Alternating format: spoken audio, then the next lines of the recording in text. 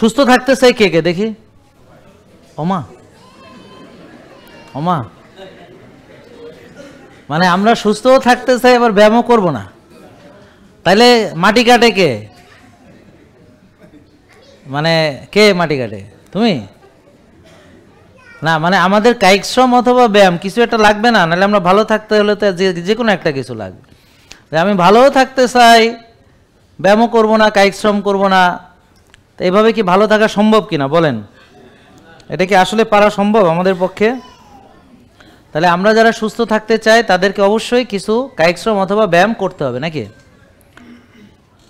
যেমন আমি টেনিস খেলি, ব্যাডমিন্টন খেলি, মাঝে মাঝে দৌড়াদৌড়ি করি, মাঝে মাঝে জিম টিম করি, যোগা করি, হ্যাঁ স্ট্রেচিং করি। তো আবার সুস্থতার জন্য আমাদেরকে আরও কিছু জিনিস করতে হয়, যেমন শ্বাসের ব্যায়াম। আপনারা শ্বাসের ব্যায়াম কে করেন রেগুলার দেখি? কে করে শ্বাসের ব্যায়াম? আচ্ছা আচ্ছা, শ্বাসের ব্যায়াম এই কয়জন না? তাও আছে কিছু, থ্যাংক ইউ।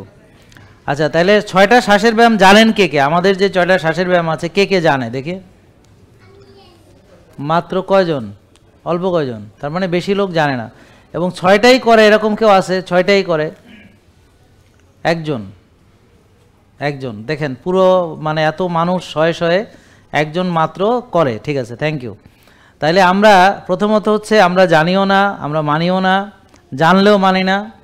তো এখন আমাদের শ্বাসের ব্যায়াম কেন দরকার এটা কেউ বলতে পারবেন? শ্বাসের ব্যায়াম কেন দরকার আমি একটু বুঝাই। আপনারা টেনশনে থাকেন কে কে? মানে টেনশন আছে, মনে কষ্ট, ডিপ্রেশন, হজমের সমস্যা, ঘুমের সমস্যা, এরকম কার কার আছে? বুক ধড়ফড়ানি, কলজা কাঁপানি? আচ্ছা, প্রায় সবার। কেউ হয়তো হাত তুলছে, কেউ তোলে নেই। হাত তুলতে সমস্যা আছে কার কার দেখি? না, অনেকে আছে তুলতেছে না, আই মিন কনফিউজড।